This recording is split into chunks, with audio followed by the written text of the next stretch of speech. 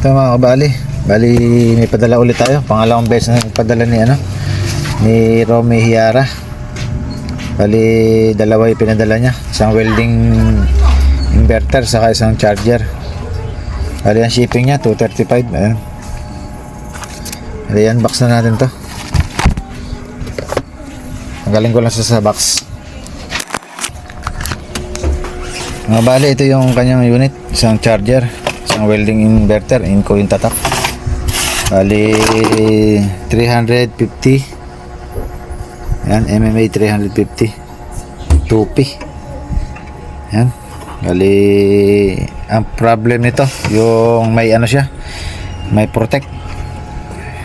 Yan, may problema dito, may protect dito. Di ko sure kung ano, kung mare-repair natin to. Bali sabi naman dito parang mahina daw yata.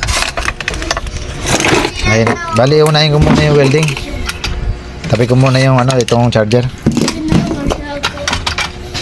Bali ito yung testing muna natin. Saksak ko lang. Bali ito, nakokontrol naman siya. Ay hindi, ay pala siya makontrol. Mayroon siyang ano, may protect talaga siya.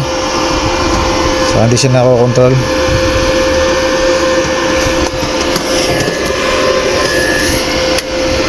Tingnan natin ulit. Yan, bali try ulit natin yon. Tingnan natin kung makokontrol. Yan,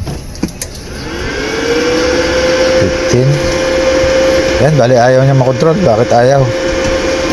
Bali gagawin natin dito, asin muna natin yung cover nya, yung top cover ng side.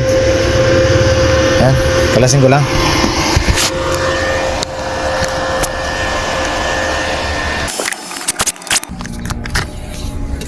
Ito mga kabali yung loob. Bali yung una natin step na gagawin, tatanggalin natin siya sa housing. Dalawa yung blower nya, lakas nito. Tapos check tayo sa PWM nya. Papunta rito sa mga IGBT natin kung may signal. Yan ang gagawin natin, tatanggalin natin yung mga IGBT. Tingnan natin kung mayroon siyang signal ditong nilalabas sa kanyang kanyang PWM. Yan, halikalasin ko lang muna. Ito mga kabali, nare-remove na natin siya sa housing nya. Bali kinalas ko na rin yung PWM nya. Ito, bali ito muna yung unang check natin kung meron tayong makikitang shorted dito o change value. Ngayon kung wala, ikabit uli natin, saka natin tanggalin yung yung kanya IGBT para makapagsukat tayo ng ng signal papunta ro sa IGBT. Tapos papunta rito sa PWM natin kung direct sa PWM kung may signal. Bali ito, i-tracing ko muna to kung ano problema dito. Bali ang problema nito, protect. Kaya walang tinester ko kanina, walang output. Yan, bali dito muna akong pupos. Lilinisin ko muna. Yan, tatanggalin ko yung mga yung glue. Yan, may mga top coat kasi yung parts. Tanggalin ko muna. Ito mga kabali, na troubleshooting na natin yung PWM nya. Bali doon pala siya nagkaroon ng problema. Bali kung mapapansin nyo, yung transistor na lumaki na to nakalabas. Yan na ipinalit ko. Bali ang nakakabit sa kanya ito, SMD. Ang value nito, pakikita ko na rin. Tingnan natin sa microscope. Tapit natin. Dito natin lagay sa maliwanag.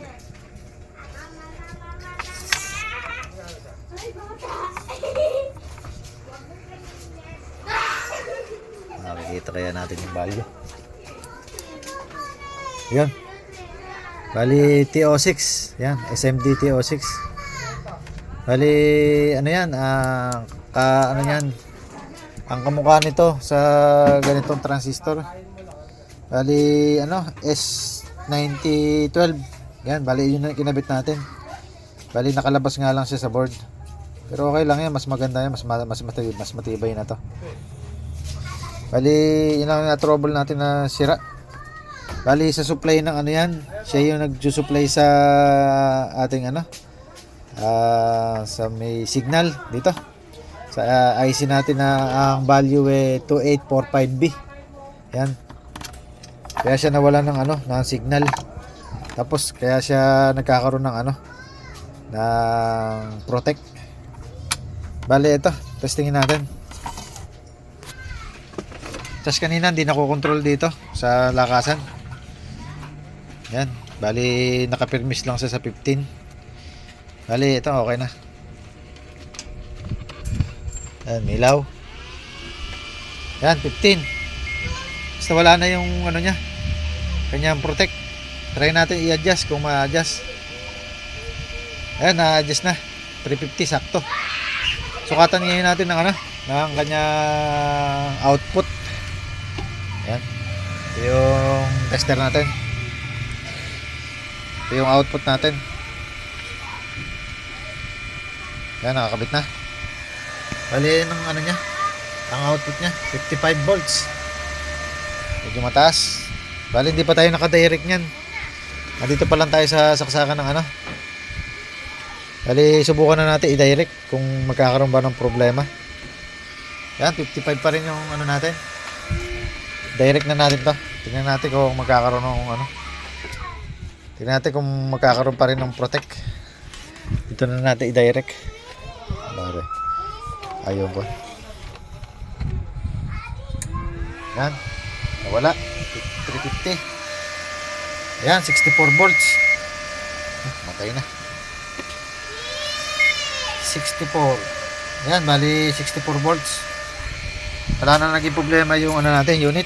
Naka-direct na tayo sa 220. Yan. Baba natin. Okay naman. Hindi naman nababago yung voltahe. Bali, na-trouble ko din yung ibang parts dito sa IGBT natin. Tinanggal natin kanina. Bali, hindi ko na pinakita. Humaba yung trouble natin dito. Bali, dito rin ulit tayo bumalik sa PWM nya. Kaya pala wala siyang signal dahil dun sa ano, SMD transistor na to. T05. Bali, yan. Sa supply ito ng ano, ng positive. Siya yung susupply doon sa IC natin na ano, 2845. Kaya yung signal alam maiba to dahil wala siyang supply. Yan. Baka kung meron kayong ganitong unit na nagkakaroon ng protect, tapos goods naman yung IGBT pero wala siyang signal ang lumalabas, maaaring sa supply. Yan. Bali sa inverter na to, ilalagay muna natin sa housing, testingin natin actual, gamitan natin ng welding rod.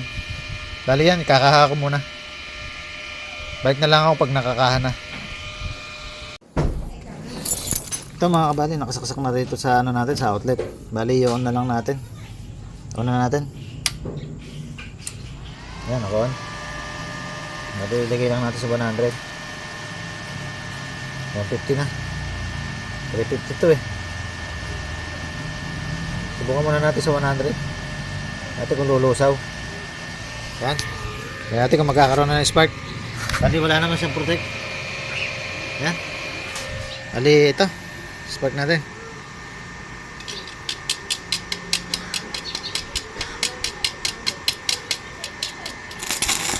Yan, meron. Lakas naman. Bali layo lang natin. Baka magkaroon ng ano yung ano. Diyan ko na ilalagay. Busin lang natin yung isang rod. Tingnan natin kung magkakaroon ng problema yung unit.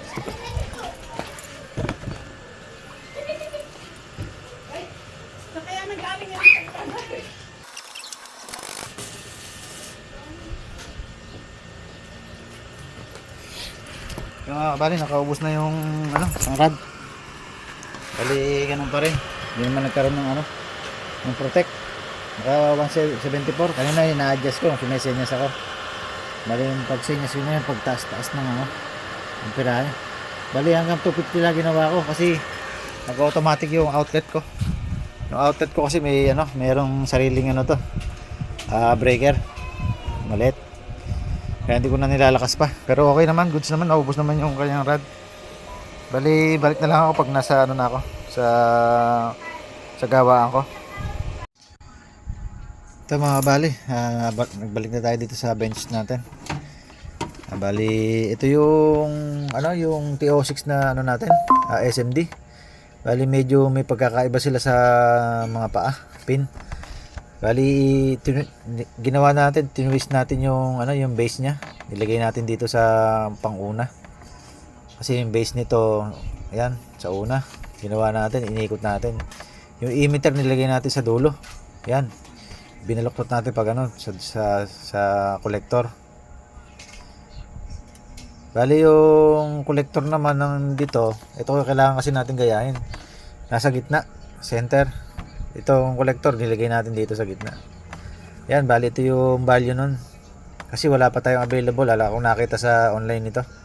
TO6. Bali nag-search naman ako, ang compatible sa kanya ito. S9012. Yan ang yung kinabit natin. Meron pa pala isa. 2T1. Yun, SMD rin yun. Siyang kamukha rin ng ganito. Pero ito na lang ang kinabit ko. Bali goods naman. Umandar naman siya na maayos. Bali yan. Sa Inco na to na 350. Bali lang ang problema niya. Isa lang. Ito nyo naman, SMD transistor lang. Ayan. Bali napandar na natin. Wala na natin yung protect. Nagkaroon din ng output. Kanina walang output. Saka din natin makontrol yung ano, yung current nya. Ayan, bali sa inverter na to okay na.